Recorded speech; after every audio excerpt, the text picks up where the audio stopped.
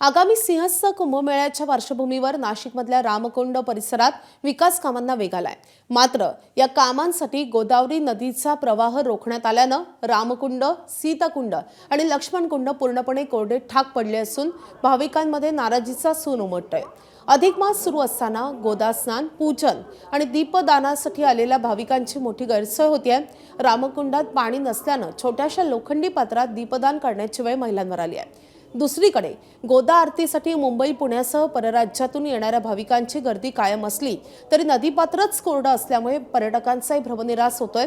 तर पर्यावरण प्रेमींनी नदीपात्रातलं काँक्रिटीकरण हटवून नैसर्गिक झरे आणि पाणीस्रोत पुनर्जीवित करण्याची मागणी केली आहे।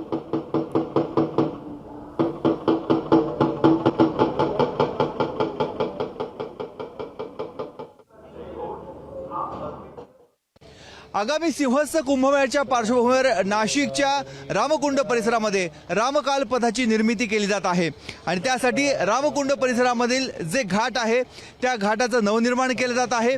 काही विकास कामं केली जात आहेत। त्यासाठी रामकुंडामध्ये येणारा गोदावरी नदीचा पाण्याचा प्रवाह हा पूर्णपणे थांबवण्यात आलेला आहे। आपण आता नाशिकच्या रामकुंडावर आहोत आणि रामकुंड हे पूर्ण रिकामं आपल्याला बघायला मिळतं आहे। एखाद्या मैदानासारखं हे रामकुंड आहे। खरं तर अधिक मास आहे। अधिक मासामध्ये इथे भाविकांची, महिलांची मोठ्या प्रमाणामध्ये गंगा पूजनासाठी, स्नानासाठी गर्दी असते।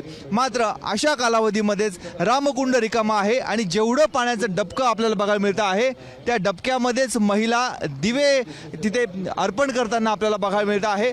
आता हे रामकुंड आहे। मी ज्या बांधावर उभा आहे त्याच्या बरोबर मागच्या बाजूला कुंड, सीताकुंड आपल्याला बघायला मिळतं। हे दोन्ही कुंड, सीताकुंड, रामकुंड पूर्णपणे रिकामे आहेत।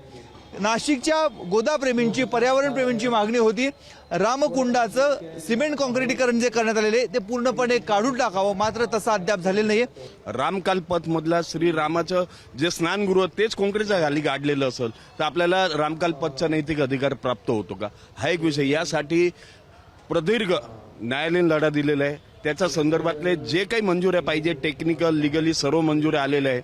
आता नाशिक महानगरपालिका आयुक्तांना, आपल्या एबीपी माझ्याच्या निमित्ताने मी विनंती करतो आपल्या माध्यमातून की त्यांनी लवकरात लवकर रामकुंड सहित बाकी जे उर्वरित 11 कुंड आहे ते सिमेंटीकरण, काँक्रिटीकरण मुक्त केले पाहिजे। तरच खऱ्या अर्थाने आगामी सिंहस्थ कुंभमेळा रामकाल पथ योग्य राहील। कॅमेरामन मंगेश सोनवणेसह मुकुल कुलकर्णी, एबीपी माझा, नाशिक।